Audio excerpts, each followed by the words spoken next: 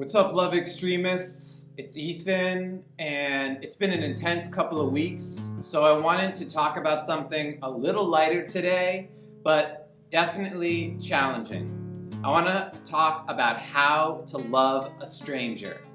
Loving a stranger is actually one of the hardest things we can do on a regular basis. So often we're just consumed with what's ever happening in our own lives or with our people that we already know, that reaching out to someone we don't know takes a lot of effort. It can be scary, it can be awkward, it can be uncomfortable, and it's not something we're often taught. Usually we're taught stranger danger, right? Like, whoa, careful, strangers could be problematic. And the first step on loving a stranger is actually checking in with yourself. You gotta make sure you feel safe. It needs to be a safe situation. If this stranger that you may be considering approaching doesn't seem safe, maybe they're not in a good state, maybe they're talking to themselves, maybe they seem aggressive, maybe they seem like they could potentially be dangerous to you, that's not a stranger you wanna love on. So the first step in loving on a stranger is actually safety and recognizing, is this safe? Maybe it's a checkout line at a grocery store. And certainly those service-based interactions are super safe spaces generally to love on a stranger, assuming that the person is approachable and it doesn't feel like you have any obligation to connect beyond the small nugget that you're gonna offer. So I think that's another thing that you want to recognize. This isn't a long-term, drawn-out relationship necessarily, unless you want it to be. But ideally, it's just a quick exchange. But that exchange is really an offering to someone else, and it comes back to you. So showing love to a stranger or loving a stranger is something that is a real art, and it makes our lives better. It makes the life of other people better, and it makes your life better. And it's a really simple thing to do. So the way I practice it is starting with that safety, and then I think about maybe just a smile, right? I show up if I'm not masked, for example, I can smile, but even if I am masked, maybe I have a mask that's transparent, maybe people can see the smile in my eyes, then I may notice an opportunity to compliment someone. I'm like, hey, I like your jewelry or cool shirt. Something that's not a commentary on their body per se, but just their style or their choice, right? Like, hey, I like your car, or whatever that might be. I know that seems superficial, but it's a little bit of just a nice little outreach, and especially if you don't know the person, it's a cool way to break the ice. Another way to do it is just to say, hey, how you doing today? And wait for a real answer. Most people are used to just saying, I'm fine, thanks. But, sometimes you can start, maybe be a little open, just be like, man, this has been a crazy day, or like, this rain outside is driving me crazy, or whatever. I can't wait till this pandemic is over. Whatever it is, there's ways to connect that are a little bit more authentic and a little more deep than just commenting on the weather or asking how someone is and moving on. So think about how you can kind of create a memorable interaction.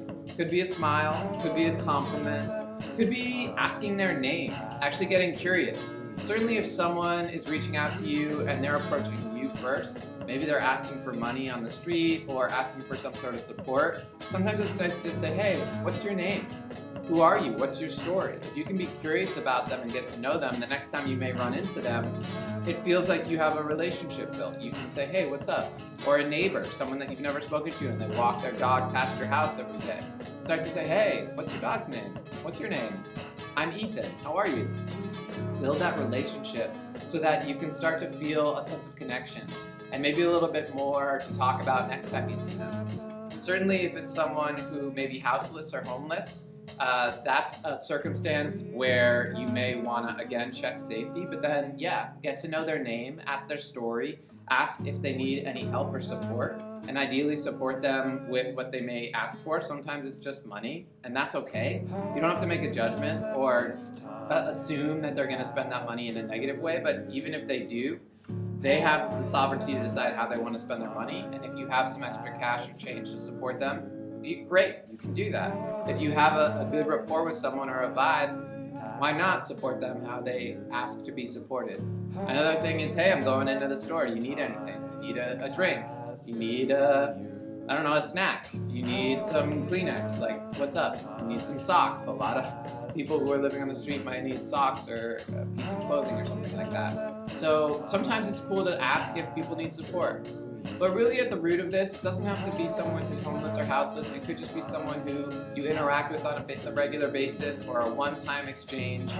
Looking them in the eyes, giving them a smile, having a little brief conversation. These are actually low-key acts of love, and they compound. So when someone receives a lot of love in their day, they're able to give it back, and it translates. The next person who may show up at that register receives the love from the person who's working there. It makes the day better, and it makes the day better for you. So even these micro things, we have microaggressions where it's negative, but I think there's also something that we need to start building, which is micro loves, micro support, micro compliments, whatever you want to call it, where we can actually just infuse these little nuggets of love into people's lives, and especially practicing with strangers, to create a better world and a better life for ourselves and for others. And yeah, that's the gist. So I challenge you this week to love a stranger. Find someone, maybe they're new, maybe you see them every day, and give them some love. Let me know how it goes. Post in the comment what happens. We'd love to hear from you. If you already do this, post a comment as to how you love on strangers in your life. And remember, be safe. Don't put yourself in a situation where you're not comfortable, or it's dark, or it could be an awkward or dangerous situation. But definitely, when you feel safe, give this a shot. See what happens. Share a comment. Share this with your friends. And as per usual, subscribe, rate, review, send some love to the Love Extremist crew. Join us at extremist.love, and I'll see you next week. Peace.